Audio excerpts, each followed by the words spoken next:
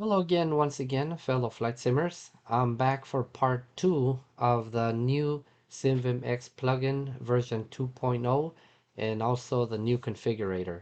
This is actually my second attempt at doing this because on the very first one, OBS decided to crash on me, something that it's never done before. So that was interesting. So on this part, we're going to be talking about how to take your existing DAT files that you may have already made in the past, where you were already starting to do some custom conversions for some aircraft, and we're going to import them into the new way of doing it in the new configurator. All right, so we're going to go ahead and be jumping around between the website and different text files, the configuration files that I have, and I'm going to show you how it's going to look once we're all done with it, okay? Okay, so if we go back to the website and we go over to the conversion guide, we can see right here that they have an example of the new data file that's going to be created. So right now, when we look at the configuration file that I'm about to load up, we can see that we have, the startup and devices section up here. Then we have the input section, we have the output section, and then below that, there's going to be a conversion section. This is where all the custom conversions for the different airplanes that you make are going to be stored. So that's going to be the way of doing it. So if we go over to my other screen over here and we take a look at one of my configuration files, let's see, we can see that, let's just look at this one here, which is I just call it the GA aircraft file. And we can see, the startup area here, the devices, and then we see the input section and we see the output section, and then it stops. All right, so if we go to the configurator again, once we loaded up the data file, now we can see that the conversion button is green. So we can go ahead and click on it here, and we have the option to select a new airplane because we don't have any added right now anyways. So remember, you could only use version 2.0 or above of the SimVimX plugin. So we're going to add a new plane. And what you're going to type in here is the actual folder name where the aircraft model is located in X-Plane. So the best thing to do would just be to go to your X-Plane aircraft folder and actually copy the name of the folder of the aircraft that you want to edit. But since I don't have X-Plane on this computer, I think I just know that it's Cessna 172 underscore X-Plane 11, I believe is what the Airfoil Labs folder is called. So I'm going to go ahead and since we're going to convert it, we're going to go ahead and hit this old, and then you're going to get a navigation window so that you can go look for the DAT file. So I have in my desktop, I copied the DAT files of different airplanes that I had already converted before. So I'm going to go ahead and select the Airfoil Lab Cessna 172 one, and I'm going to put it in there. All right. So now I'm going to add another one. I'm going to go ahead and add, I'm just going to pretend that it's the Just Flight uh, Boeing 727, I think it's called 200 Advanced, but it's like that. But once again, remember, you're just going to go copy and paste the folder name. All right. And then you're going to say that it's a old data file. So I'm going to go ahead and copy that one from here. Oh, it's not adding it. Well, that's very interesting. So I think what I'm going to do right now is I'm going to save this one right now, and then I'm going to try it again. So I'm just going to go ahead and save it here on the desktop, and then we're going to go look at that one. So if we look at the one that I just converted right now, you can see that if we go way to the bottom, now it has some things that were converted down here. It's actually, oh, you need to put the word wrap, I guess, in order for it not to keep going for to the side. So all these right here are the things that I had already converted before, previously on the old one. So now they're inside this configuration file. And remember what I said, there was going to be a conversion section. So this is the stuff that is converted. The bottom line is that you should be able to just continue adding airplanes until you have added all the ones. I'm gonna try one more, which is the last one that I have in this data file thing. It's for the PA30. So I'm just gonna call it PA30.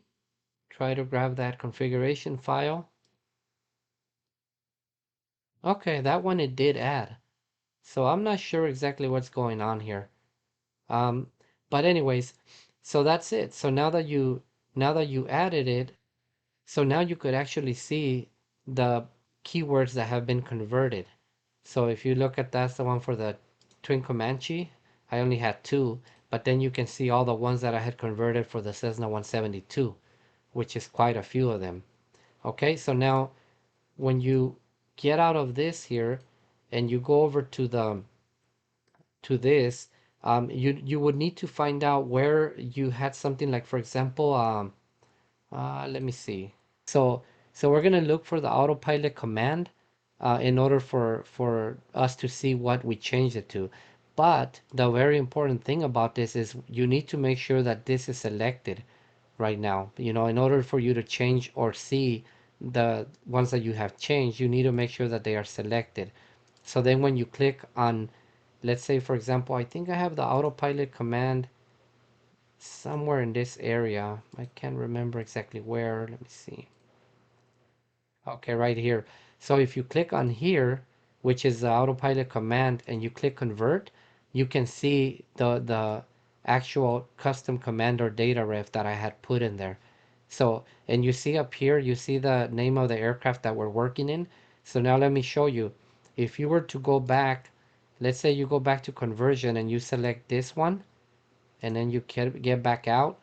And if you go to autopilot command and you go to convert, there's nothing there because it's not converted.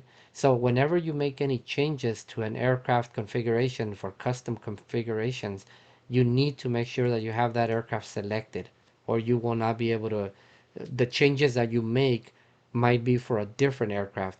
Okay, so it is very important that before you start changing anything, you need to go to the conversion, highlight the airplane that you want to work with, and then close it, and then you can see the changes that you had made already.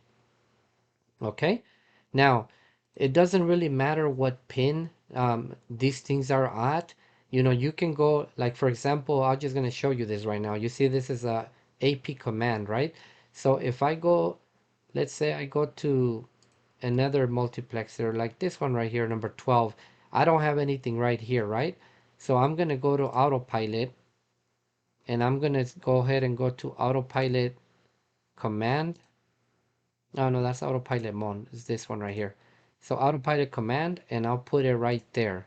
Okay, now that I have it there, it's a different pin, right, than the one I just worked with. So now if I click on that one and I go to convert, it also shows up as converted. So it doesn't matter what pin you put it on. All that matters is the name of the actual keyword or the parameter, and it'll automatically convert it regardless of what pin you have it at. All right, so you know, I'm not sure if something is wrong with these other configuration or data files that I made a long time ago. Obviously, these two were made in 2019, so they were probably so old already that it doesn't even, it used to be the older way of doing it. So any newer ones that you created, like let's say this one is 2020 in June. So at least anything that you have done in the last uh, year and a half, it should probably be okay to convert it. Okay, and once you convert it, now if we go back to my configuration files again, actually it's not that one, it's this one. Now you're gonna see at the bottom, um, well, oh, I never saved it again. Okay, so let me close that one up. I'm gonna save it now that we added the other one. Save it under the same name. And now if we go back over to our laptop here and we look at the configuration file, now if we go way at the bottom, now you see that there's two different ones. So you can see this is all for the Cessna 172 right here. And then this bottom section is for the Twin Comanche, the Piper PA30. And you can see that there's only a couple, because remember there was only two of them. And that's what you're gonna have the conversions for different aircraft. So if I was able to convert a different one, I would have another section, for a different aircraft. And this is gonna be the very first thing that you see here. That's gonna be the folder name of the aircraft. So that's why it is very important that you have the actual folder name, because that's what it's going to be looking for in order to decide whether it needs to apply those custom conversions to that airplane. Okay, so that's pretty much it on how to import your old custom conversion data files into the new system here. I guess I figured out why I couldn't bring in those other two for the 727 and for the Challenger 300 is because they were so old that they were created before the new format, which just got replaced with its newer format. So see, there's always a reason. Sometimes you just wonder like, oh, damn it, this thing's not working, just like I started thinking right now. But it actually was something that it was, if I never converted them from the very old version to the newer version, of course, then it wasn't going to work to convert it to this newest version. So yeah, but hopefully that'll get you guys on your way if you guys have not already figured it out on how to convert these things, and you can just continue on your merry way. Now I will start making a configuration file for that uh, PA30, or I should say I will continue making my custom configuration file for that one. All right, guys. Well, thank you very much for watching, and I hope you enjoyed this. And be on the lookout for part 3 on how to start a brand new configuration. All right. Thanks for watching.